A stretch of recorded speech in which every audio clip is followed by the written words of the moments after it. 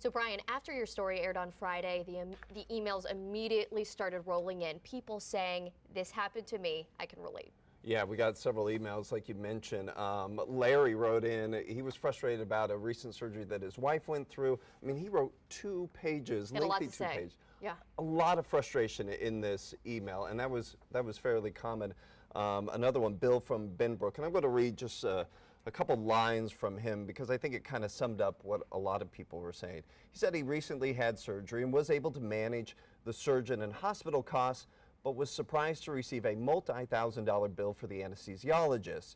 Much to my surprise, he wrote, they were not in my HMO network, which is what so many of these are. It's an issue with in-network, out-of-network.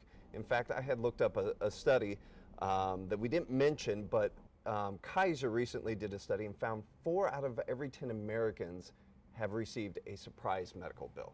It affects a lot of people. We were talking about this just before the cameras turned on. When they post these prices, what are these prices for and who are they for? Yeah, so the idea when you hear it, and you know, we have been covering surprise hospital bills and costs with pharmaceuticals and different things for the past couple of years. And so when we heard that the Trump administration was going to require hospitals to post their prices for their procedures online, we were interested because in theory that sounds great. But in actuality, what these prices are, the Chargemaster prices, one, they're really confusing to figure out. It's a bunch of letters. Yes, you can't even tell. A lot of medical jargon, a lot of abbreviations, billing codes. And then even if you can figure that out, the prices aren't actual prices that consumers pay.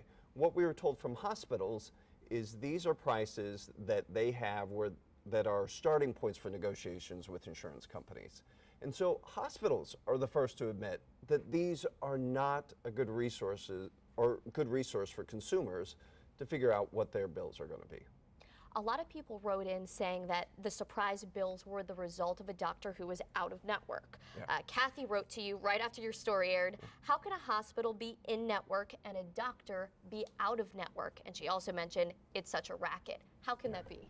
So in Texas, most doctors are independent contractors. So you can have a hospital that is in network, but the doctors, they're going to be an independent contractor, so they're going to negotiate with insurance companies on their own. You see this especially with anesthesiologists and ER staffs, most of those.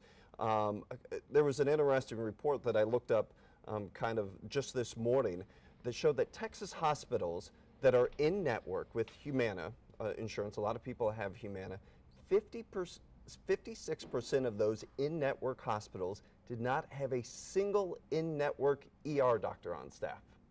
And this was true not just with Humana. The numbers, I think, were 45% with United Health. I mean, this was something that, according to this recent report, that was a trend. And so, yeah, there are tons of hospitals that you can go to that the hospital cost is going to be a network, but the doctor oftentimes is not. It's an ambitious goal to set out to say we are going to have hospitals to list all of these prices, knowing that's the situation in the landscape in many regions. Yeah. Wow. Interesting. So as you pointed out in your story, this latest attempt to inform consumers isn't really isn't really informing anybody. These lists are confusing, the numbers aren't always accurate. So how can customers choose the best prices and the best hospitals? What tips can we give them? Yeah, so there's a couple things that are happening right now that may help consumers. For starters, there's a bill that just last week passed the Texas Senate that is supposed to address some of these surprise hospital bills. And the way it would address it is by forcing medical providers and health insurance companies to mediate payments where there's a dispute on who's in network and out of network before it even reaches the patient. So that passed the Senate. It will go on to the House. That may help, depending on who you ask. That may help.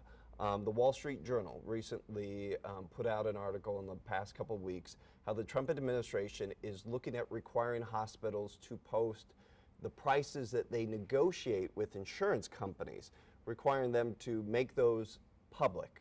This is controversial, hasn't been done before, so we'll see where that one goes. But really right now, several hospitals in North Texas have different online tools where you can estimate some of these costs. And we pointed them out in our story on Friday. And for example, like Baylor Scott and White, they have a tool where you go online and you can fill out your insurance, your procedure, all of this information, and then you will receive a instant estimate back. The key word though is estimate.